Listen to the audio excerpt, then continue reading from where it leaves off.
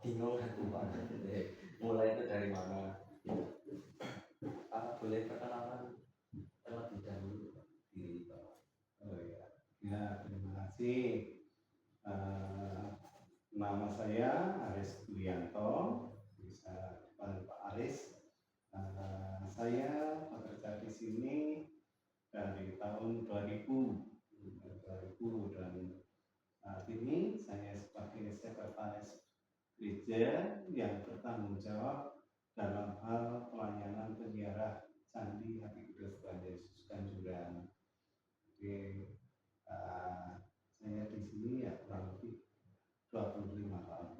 Cukup lama nih ya. Ini Pak, dari saya dapat informasi dari teman saya yang merupakan jemaat sini itu punya pengetahuan tentang sejarah dari gereja Katolik Ganjuran sendiri. Itu boleh diceritakan bagaimana latar belakang didirikannya gereja Ganjuran ini? Ya, jadi gereja Ganjuran itu sebetulnya sudah lama berdiri dari tahun 1924. Namun perjalanan ketika pendirian gereja itu tidak serta-merta di tahun tersebut langsung dibangun dan ada jemaat dan sebagainya. Tapi tentu sebelum pembangunan gereja itu ada yang melatar belakangi hal-hal sampai bagaimana di Ganjuran di sini ini berdiri gereja. Itu ya dalam waktu yang mungkin ya tidak hanya sesingkat dengan perencanaan sudah lama. Jadi awal mula yang mengawali berkembangnya umat Katolik itu adalah orang dari Belanda, namanya Julius dan Joseph Schmuzer. Dua bersaudara ini mewarisi usaha dari orang tuanya yang dulu mendirikan pabrik gula namanya Gundang Lipuro. Pabrik itu dibangun tahun 1860. Kemudian setelah anaknya dewasa dan sebagai tenaga terdidik dan remaja ya juga bergelar, maka ketika sudah dewasa diserahi pengelolaan pabrik ini. Beliau adalah orang Belanda ya, dulunya mengelola pabrik. Nah, tapi ketika dia diserahi untuk mengelola itu di tahun 1912. Pada waktu itu tentu di tanah Jawa ini masih dalam pendudukan penjajah Belanda. Dan pengaruh kekuasaan atau penjajah Belanda ini juga pengaruhnya sampai di daerah Ganjuran ini. Meskipun secara pemerintahan sebetulnya daerah Ganjuran ini kan wilayah Yogyakarta ya, sebetulnya tidak termasuk jajahan Belanda karena keraton Jogja itu kan tidak menjadi jajahan. Nah, tapi memang juga pengaruhnya hingga juga mempengaruhi kerajaan Jogja juga. Nah, kemudian di tahun 1912 itu karena di sini itu masih di dalam penjajahan Belanda, ketika Julius dan Joseph Schmuzer ini diserai untuk mengelola pabrik, beliau tidak serta-merta langsung mengiyakan, langsung mengerjakan apa yang menjadi peninggalan orang tua atau yang diberikan oleh orang tua. Tapi beliau menyadari beliau orang Belanda dan cap orang Belanda itu adalah penjajah. Nah, bagaimana supaya beliau itu juga nantinya nyaman untuk hidup bersama masyarakat di sini. Nah, beliau mempelajari terlebih dulu kehidupan, adat budaya, bagaimana pola hidup masyarakat itu. Nah, setelah itu dia lalu mulai mengelola usaha pabrik gula ini. Namun supaya untuk menghilangkan cap Belanda sebagai penjajah, beliau berpikir bahwa tidak semua orang Belanda itu yang datang ke Indonesia adalah penjajah. Maka dia juga ingin membuktikan bahwa dia bukanlah penjajah. Nah, maka sistem kelolaannya pun diubah. Nah, beliau menerapkan ajaran sosial gereja, Rerum Novarum, yang mana ajaran sosial gereja Rerum Novarum ini merupakan ensiklik dari Paus sebagai pimpinan umat Katolik dunia. Setelah ya mengelola, ya intinya Rerum Novarum atau ajaran sosial gereja ini tertuju pada perhatian terhadap kaum buruh. Jadi buruh itu bukanlah tenaga upahan, tapi mereka adalah mitra kerja. Nah, Semucer juga menyadari bahwa tanpa mereka itu pabrik tidak akan jalan. Maka sungguh perhatian terhadap buruh ini disejajarkan juga, baik masalah komunikasi, kemudian upah dan sebagainya disejajarkan, tidak serta-merta dibayar kalau kamu harus bekerja, perang enggak, tapi seperti itu, sehingga kenyamanan para buruh karyawan ini ya bisa dibilang itu terjamin. Mereka senang dan pabrik semakin maju. Dan kemudian Semucer pun ingin memajukan masyarakat di sini, bukan hanya tentang usahanya, tapi juga kemajuan masyarakat pada umumnya. Waktu itu Semucer melihat bahwa masyarakat di sini dalam hal pendidikan masih banyak sekali yang tidak mengenyam pendidikan karena hanya kalangan tertentu yang bisa bersekolah. Maka dari itu lalu Semucer mulai membangun sekolah-sekolah ya sekitar tahun 1918-1919 itu mulai membangun sekolah, mendirikan sekolah untuk rakyat. Di samping untuk memajukan masyarakat dalam bidang pendidikan, beliau juga berpikir jauh ke depan.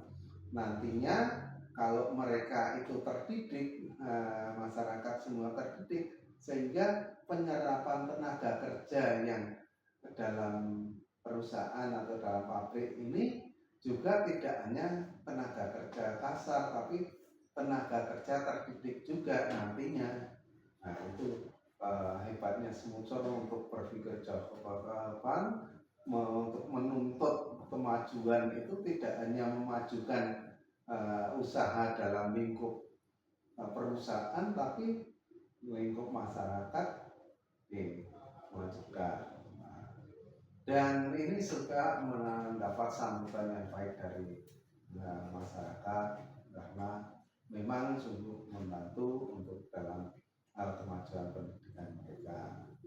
Waktu itu ada 12 sekolahan yang didirikan. Kalau Anda mungkin Katolik atau non Katolik, kalau pernah mendengar mungkin ketika Yesus mewartakan Injil itu mengajak 12 rasul.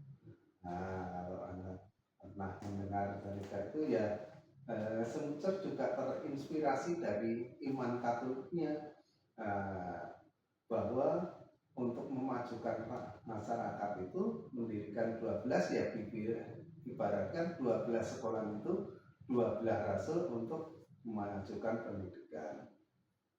Selain itu juga ada karya-karya lain seperti juga membuat saluran irigasi.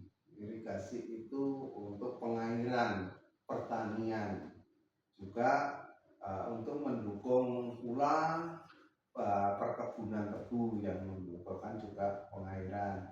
Di samping itu pengairan juga tidak melulu untuk kebutuhan perkebunan tebu, tapi juga diperuntukkan kepada masyarakat karena sebagian besar masyarakat di sini adalah kaum tani, sehingga beliau membedah atau membedah Sungai Progo dialirkan sampai di daerah Kretek, dan itu sungguh sangat membantu untuk kebutuhan masyarakat untuk irigasi pengairan pertaniannya. Itu dia membuat kanal. Iya, membuat kanal. Ya, dari buku ini bukan lalu menarik iuran dari masyarakat, enggak, terus mempekerjakan mereka dengan kerja paksa, membuat enggak, tapi ini hasil dari keuntungan pabrik ini untuk pembiayaan itu semua. Nah itu dari kalau kalian mendengar sekarang sudah dibangun bekas sudetan Sungai Progo itu. Nah itu dibuat bendung Kami Joro. Nah itu bendung Kami Joro itu salah satunya di sebelah selatan bendung, di pojok ini ada pintu air yang masuk dalam aliran sungai bawah tanah itu. Ya sampai sekarang masih berfungsi dan kebetulan di daerah selatan yang salah satu aliran irigasi itu melewati sebelah rumah saya, sehingga saya juga ngerti itu masih kuat, bangunan itu masih kokoh, belum pernah direhab yang bangunan aslinya, tapi kalau bangunan lainnya sudah beberapa kali direhab karena bangunan zaman sekarang. Lalu selain hal itu, beliau juga membuat mendirikan balai pengobatan poliklinik yang diperuntukkan untuk para karyawan khususnya, tapi juga untuk pelayanan kesehatan masyarakat pada umumnya. Hingga suatu ketika setelah ini berjalan, Sri Sultan Hamengkubuwono VIII mendengar, ternyata lah kok di Ganjuran ada balai pengobatan yang juga sangat bagus untuk mendukung kesehatan, pelayanan kesehatan masyarakat. Beliau meminta Semutser ini untuk mendirikan di kota, lalu diberi tanah di sekitar bundaran UGM itu dan menjadi rumah sakit Panti Rapih yang sekarang ini berkembang. Dan poliklinik yang dulu awal di sini juga sekarang berkembang menjadi rumah sakit ini Elizabeth Ganjuran ini, yang sekarang menjadi bersatu dengan Panti Rapih menjadi satu yayasan pengelolaannya. Itu Panti Rapih di dekat dan rumah sakit Elizabeth itu satu. Iya. Sekarang menjadi satu yayasan. Itu juga yang memang yang memprakarsai adalah Semutser. Lalu setelah itu semua berjalan dan karya-karya Semutser juga jalan, sebetulnya masih banyak lagi usaha untuk mengembangkan masyarakat itu ya, yang diusahakan oleh Semutser. Tapi untuk mempersingkat ya, yang pokok-pokok kurang lebih itu. Kemudian di tahun 1920-an itu Semutser mulai berpikir ingin juga memperkenalkan iman Katoliknya. karena beliau bukanlah seorang pastor atau misionaris, tapi beliau adalah seorang wira swasta yang bisnis sebagai pengusaha pabrik gula.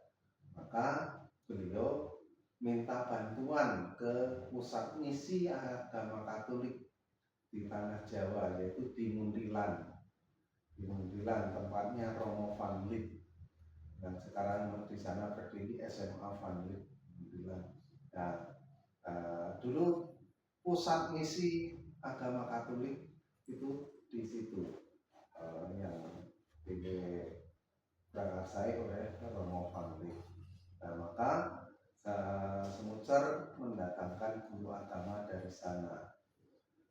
Namun begitu, ya tidak serta hanya mendatangkan guru agama dari sana, tapi Semucer punya konsep bagaimana supaya masyarakat atau buruh karyawan itu mudah untuk memahami siapa Yesus sebagai panutan orang Katolik itu siapa. Nah, ini kembali ke awal lagi dari pemikiran, dari apa yang dialami ketika awal melihat bagaimana masyarakat itu di sini hidup dan berkomunikasi, bersosial.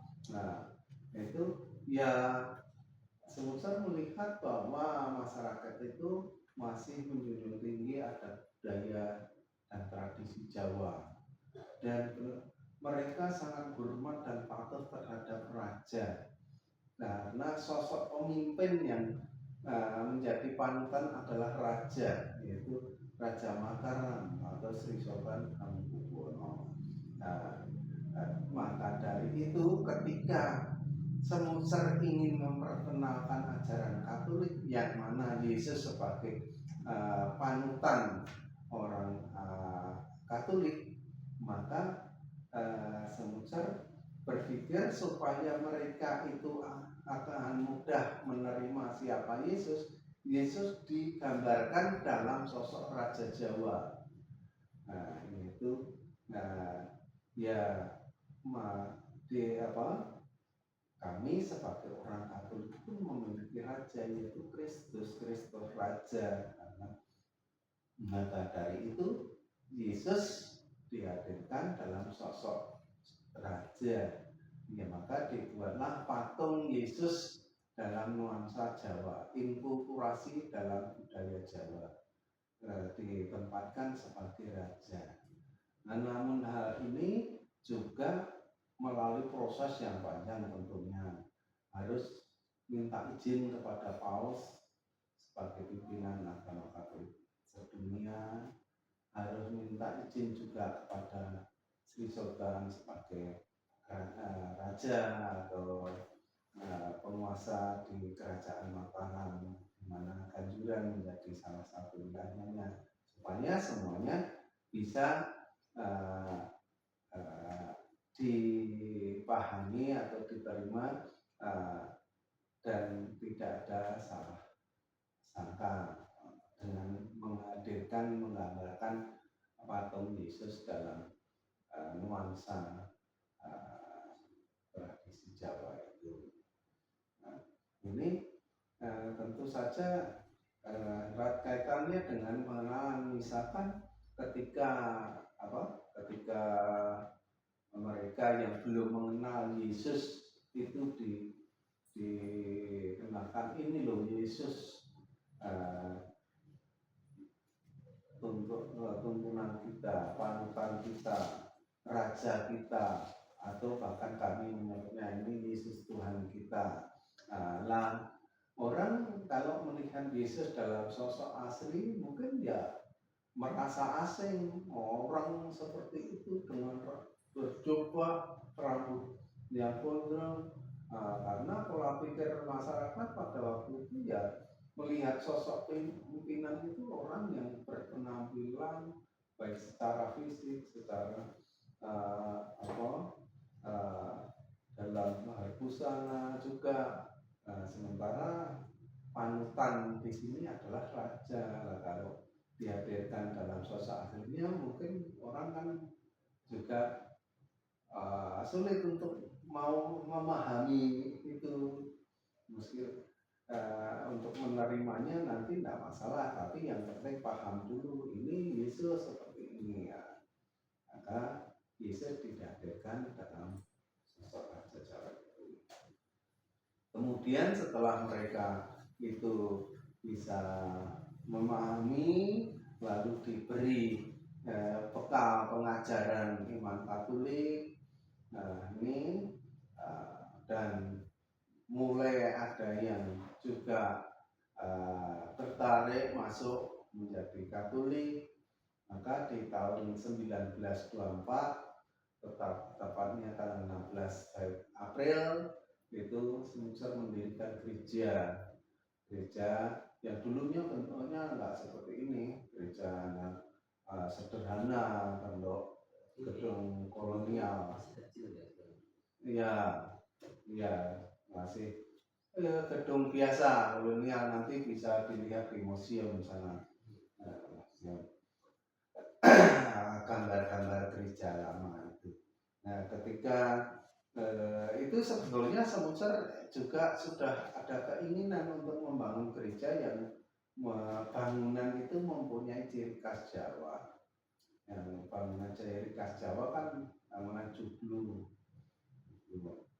Tapi waktu itu memang belum diizinkan untuk bangunan yang bernuansa tradisi setempat. Ya, gedung gereja yang masih pada umumnya.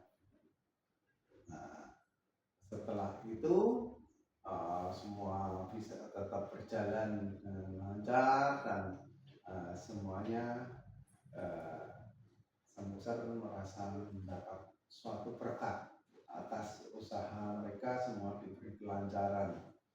Nah, lalu di tahun 1927 Semuncer ingin mengucap syukur atas berkat yang diterima itu dengan membangun sebuah prasasti. Prasasti yang dipilihnya adalah candi. Nah ini ya memang secara Katolik tidak ada candi itu, tempat orang Katolik itu berdoa di candi. Tapi di sini berdoa dalam arti devosi tempat doa itu bisa dibuat bagaimanapun juga bisa. Kalau gereja memang tempat ibadah, tapi candi ini adalah tempat berdoa, berdevosi. Kenapa dipilihnya candi? Ya awalnya tentu dari perjalanan awal Semuncer mengamati kehidupan masyarakat yang sangat menjunjung tradisi, budaya dan sebagainya, dan tentu saja waktu itu pengaruh budaya Hindu masih ada karena di sini juga banyak peninggalan candi-candi itu, candi tempat berdoa, tempat pemujaan, bahkan secara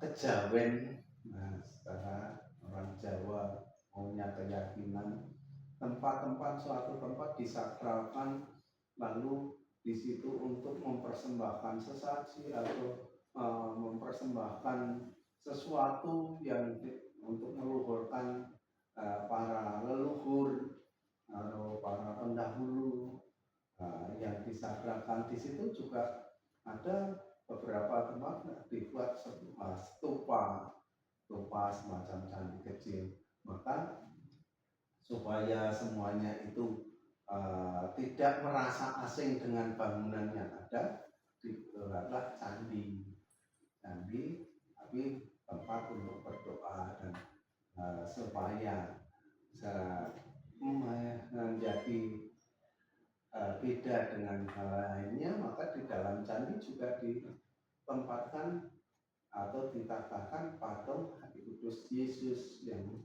dalam nuansa Jawa tadi. Tuh, jadi candi itu adalah tempat berdoa secara pribadi, atau kalau dari istilah kami adalah devosi kepada hati kudus Tuhan Yesus. Itu Oh enggak, jadi itu tadinya itu bangunan asli dari zaman zaman Belanda Semuser. Candi dibangun tadi tahun 1927, tapi baru diresmikan atau diberkati itu tanggal 11 Februari tahun 30 oleh Monsignor Van Velsen. Demikian juga gereja tadi dibangun di tahun 24 dan diresmikan juga di tahun itu juga oleh pastor yang sama, yaitu Monsignor Van Velsen, Uskup Agung Batavia, karena Uskup Agung Semarang belum ada, jadi masih menunduk di Batavia atau Jakarta. Nah, itu perjalanan awal bagaimana gereja dan candi ini dibangun. Lalu setelah Perang Dunia Kedua atau Jepang datang, itu pabrik gula yang namanya tadi Gundang Lipo itu dibumi hanguskan oleh Jepang, termasuk juga perumahan-perumahan Semuser di sini. Itu letak pabriknya itu di sebelah timur bangunan ini. Jadi dari kalau gudangnya di belakang candi itu, tapi sebelah timur candi sampai kurang lebih ya hampir 1 kilometer ke arah timur, itu area pabrik. Tapi sekarang sudah nggak ada, peninggalan pabrik itu sudah tidak ada, karena ya setelah dibumi hanguskan lalu rata dengan tanah. Ketika Semucer mau balik ke sini pasca kemerdekaan, ya semuanya tidak memungkinkan untuk dibangun kembali, maka ditinggalkan oleh Semucer, dan bekas-bekas pabrik itu akhirnya lama-lama ya menjadi tempat tinggal para penduduk, diratakan ke tengah tanah. Ada yang berapa menjadi sekolahan, didirikan sekolahan, lalu ada juga yang sekarang menjadi KUD, lalu beberapa instansi yang di sana. Jadi dari sini ke timur, ke arah timur. Lalu setelah sepeninggalan Semucer di tahun pasca kemerdekaan, Semucer datang ke Ganjuran tidak memungkinkan kembali, dan setelah ditinggalkan oleh Semucer, ya semua yang peninggalan yang masih difungsikan ya dikelola oleh sesuai hierarkinya. Gereja ya sesuai hierarki gereja, sekolah oleh yayasan ditangani oleh Yayasan Kanisius, lalu rumah sakit waktu itu ditangani langsung oleh para suster dari Ordo Carolus Borromeus, dan akhirnya berkembang sekarang menginduk pada Panti Rapih, Yayasan Panti Rapih yang secara khusus menangani bidang kesehatan. Ya sebenarnya Panti Rapih itu juga milik dari para suster Carolus Borromeus, tapi secara khusus ya kalau Yayasan Panti Rapih itu ya hanya khusus menangani sarana pendidikan kesehatan dan juga sarana pelayanan kesehatan. Bertanya Pak, saya penasaran itu Ordo yang tadi Carolus Borromeus itu apa ya? Itu Ordo, maksudnya itu seperti yayasan atau Ordo itu jadi kelompok suster dalam melayani, mengambil semangat Santo Carolus Borromeus. Jadi Carolus Borromeus itu merupakan orang, bagi kami orang suci, orang kudus, yang dulu juga memiliki karya-karya sosial untuk membantu masyarakat pada zamannya.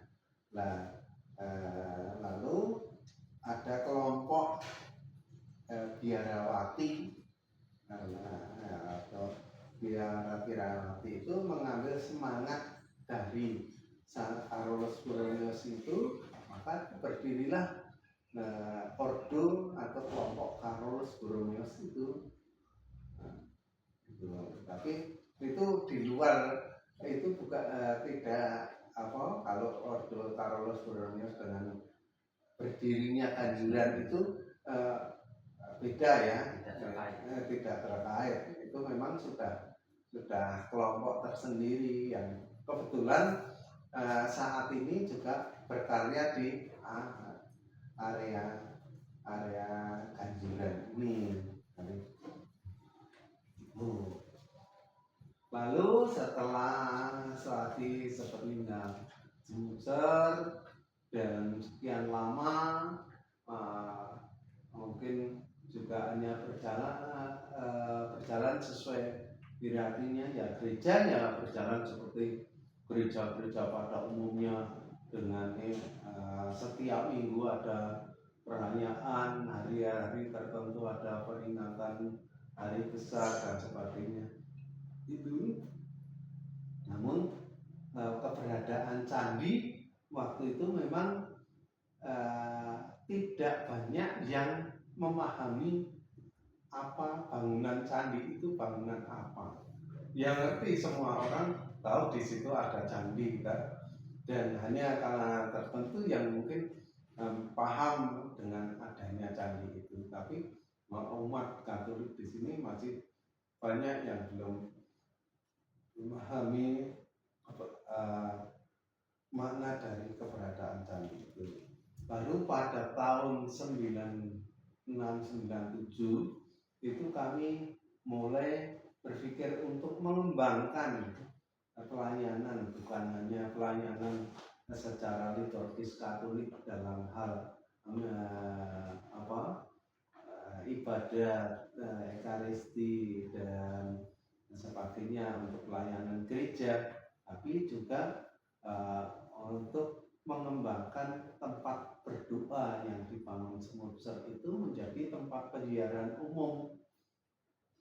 Lalu di tahun tersebut kami mulai berpikir untuk memperbaiki, merehab fasilitas yang ada di sini. Dan kebetulan pada saat itu ada seorang pendoa dalam meditasi doanya mendapatkan semacam bisikan dari itu bahwa di dasar candi itu ada sumber air yang berlimpah dan bisa untuk menolong sesama. Maka ketika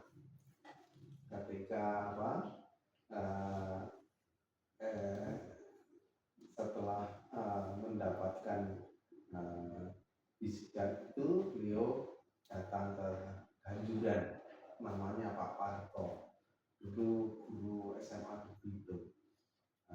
Kebetulan di sini yang berkarya waktu itu Romo Gregorius Tomo, yang juga kebetulan beliau ahli dalam mencari mata air, titik mata air itu.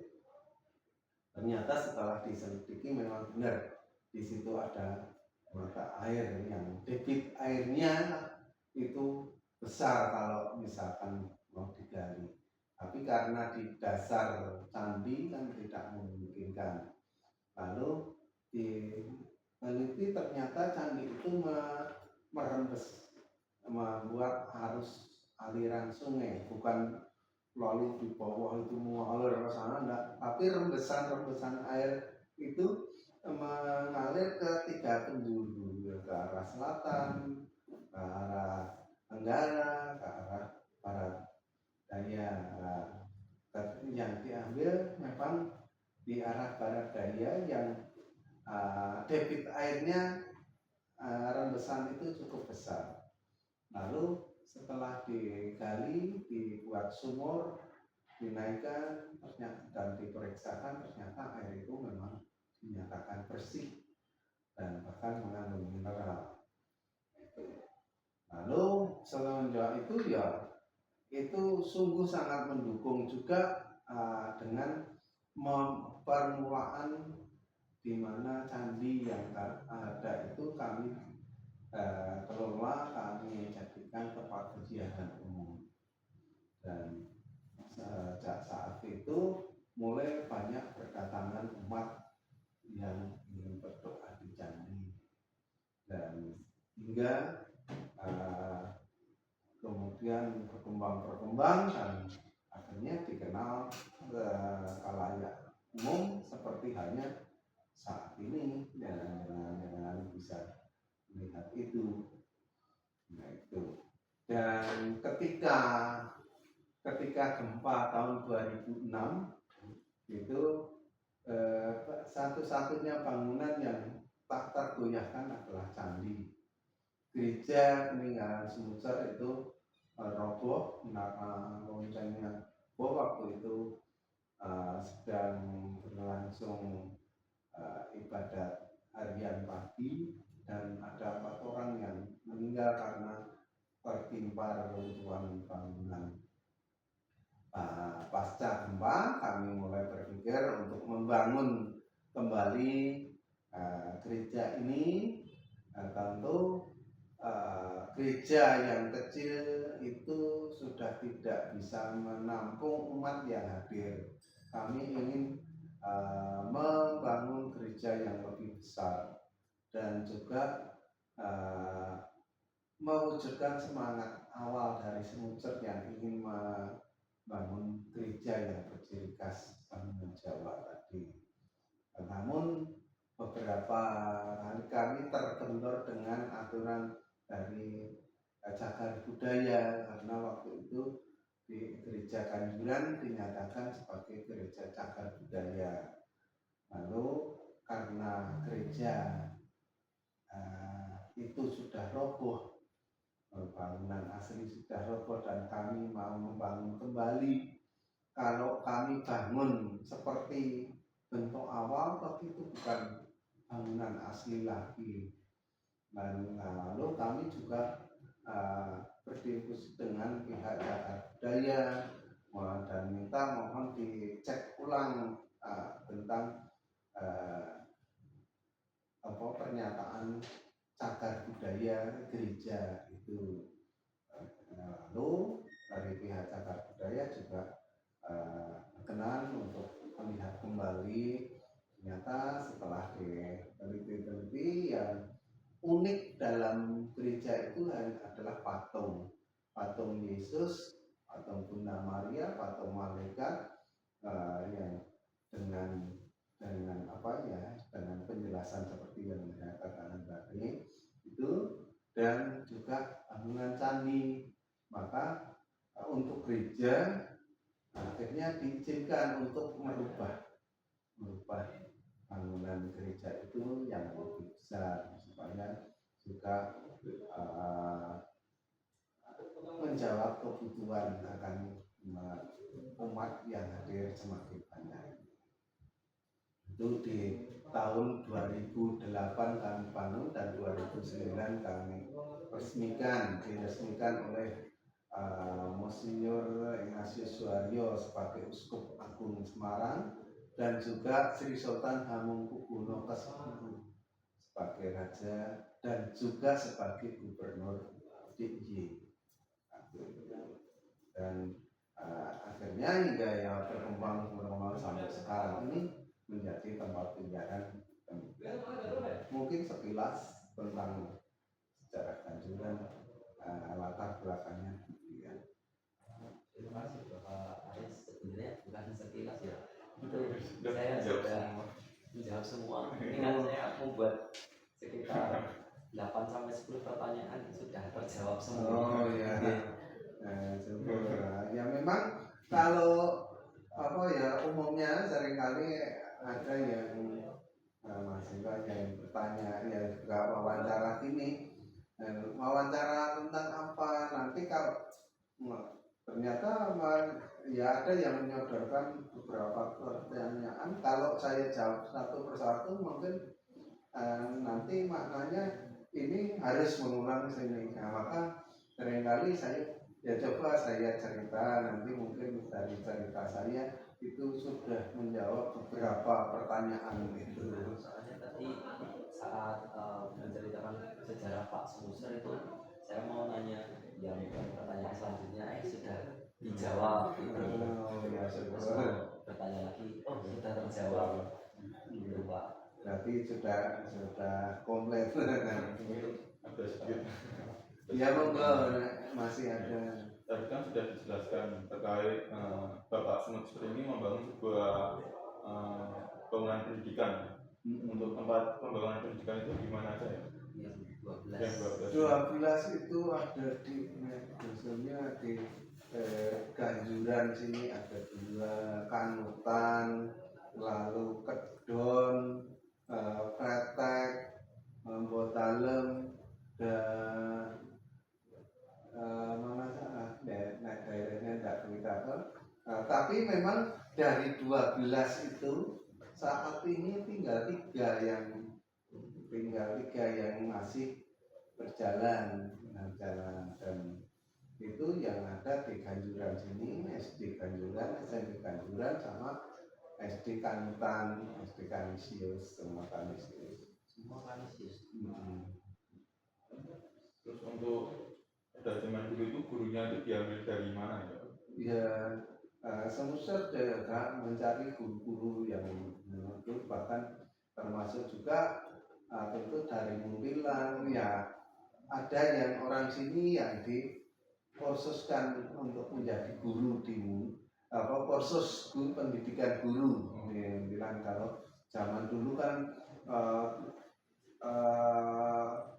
untuk menjadi guru waktu itu tidak harus pendidikan secara formal ini, tapi ada pelatihan atau kursus pendidikan guru namanya KPG.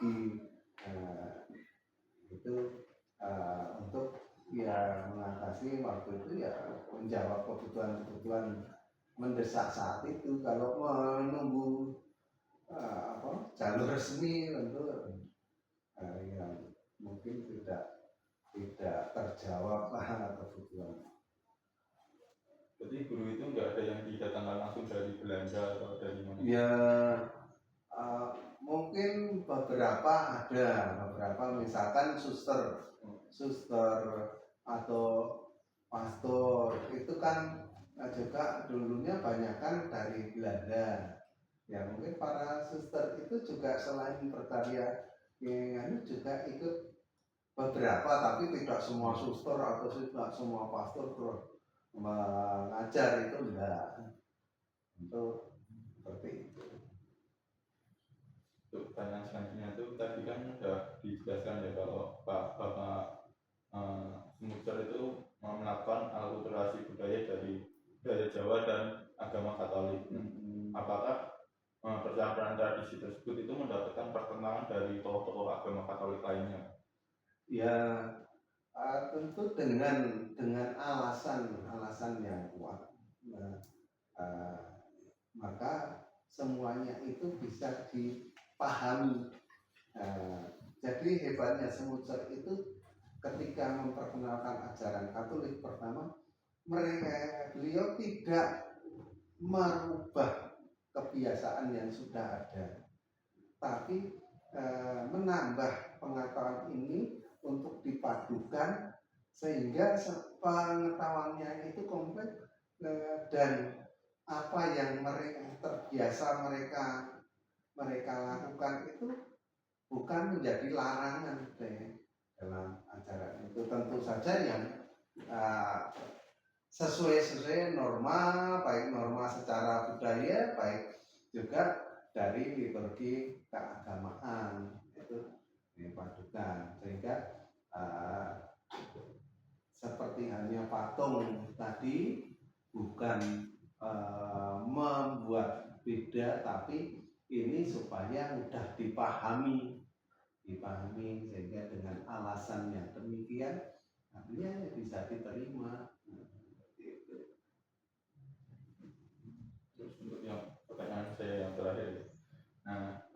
terjadi perubahan bentuk. Kan tadi kan sudah dijelaskan kalau waktu gempa itu terjadi yang kerusakan bangunan. Yang direparasi itu apa aja ya? Gedung, terutama gedung. Gedung jelas beda jauh. Gedung dulu gedungnya tertutup, kecil, tertutup di samping kanan kiri ada tembok. Kemudian menjadi bentuk joglo yang macam ini terbuka tentu dengan terbuka ini pertama menampung umat yang lebih banyak, dan ketika gereja bangunan utama itu sudah tidak bisa menampung umat yang hadir, umat bisa duduk di halaman itu tetap bisa terfokus pada pastor yang memimpin upacara, karena gereja ini terbuka. Ini juga bisa kalau dikaitkan bisa karena kami juga terinspirasi juga ketika di Keraton Jogja itu ada Pisowanan Agung, raja duduk di tengah, di dalam gedung kerajaan di tengah yang Pisowanan terbuka itu seluruh umat yang hadir di situ meskipun tidak bisa mendekat tapi setidaknya masih bisa melihat. Demikian juga raja yang duduk di tahta, ketika mereka yang tidak bisa mendekat, raja tetap bisa melihat sebanyak apa masyarakat yang hadir itu.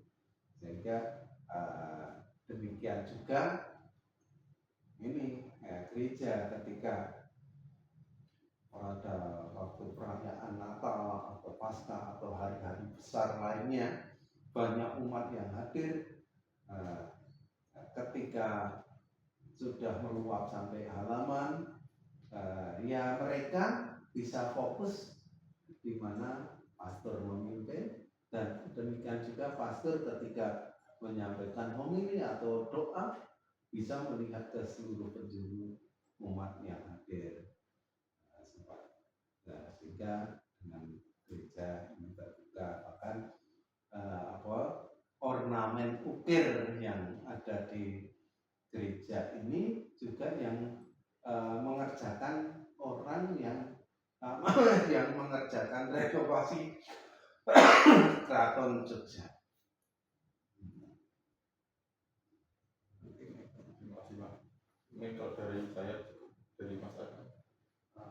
Dari saya untuk pertanyaan-pertanyaannya sudah terjawab semua, ya.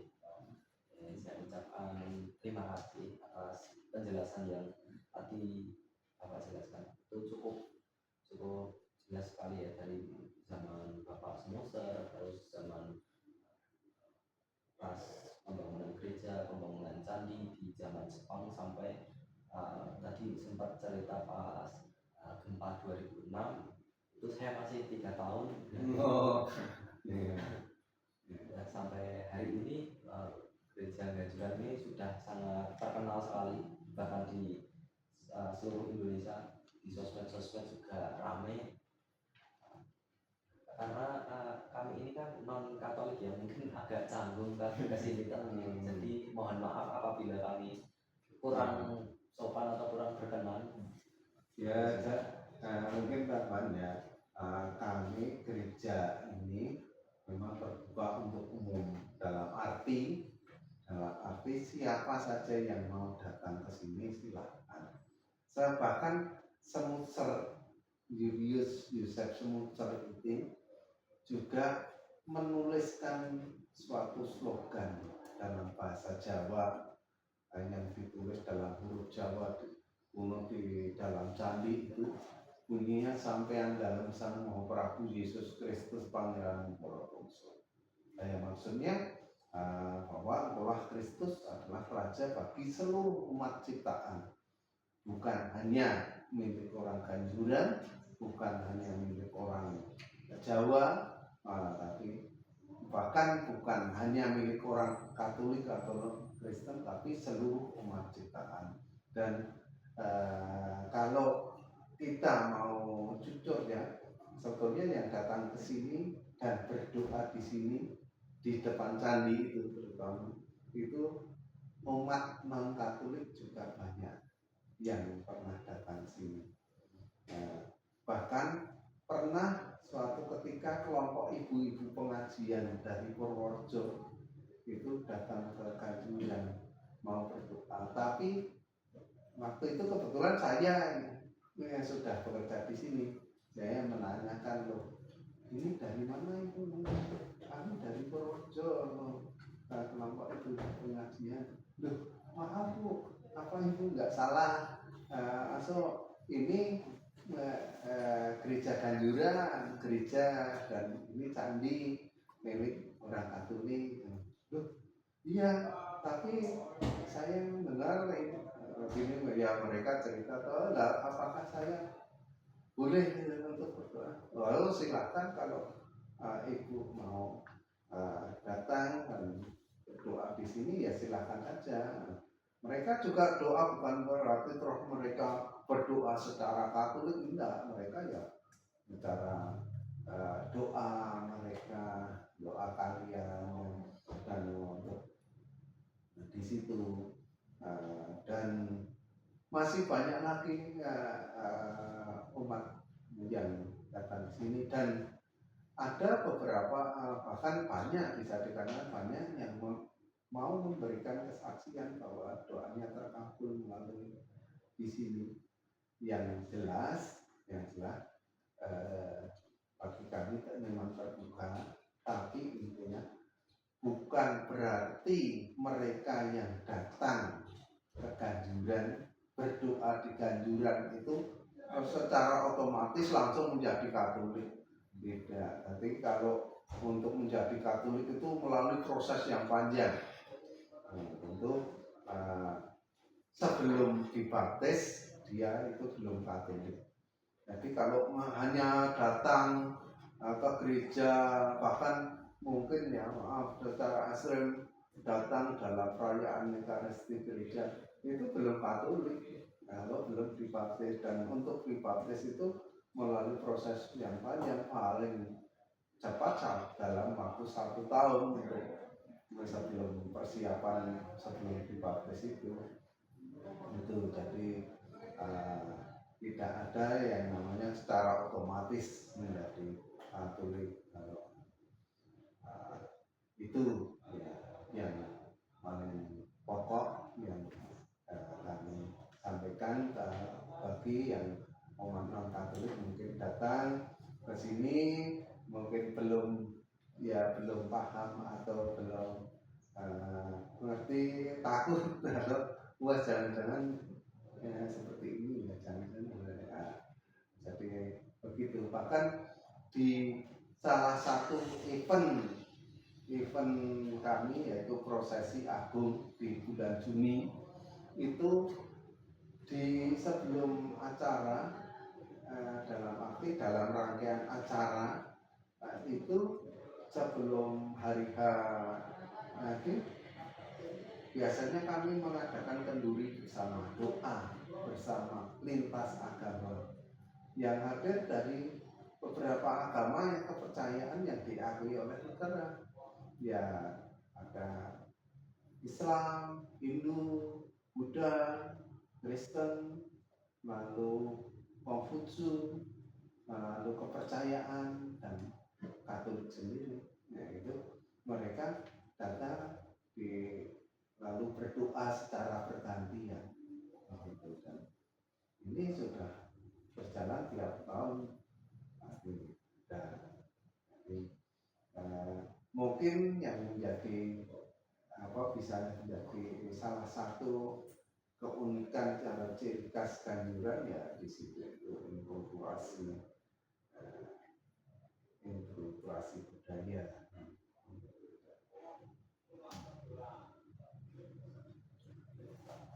Izin matikan.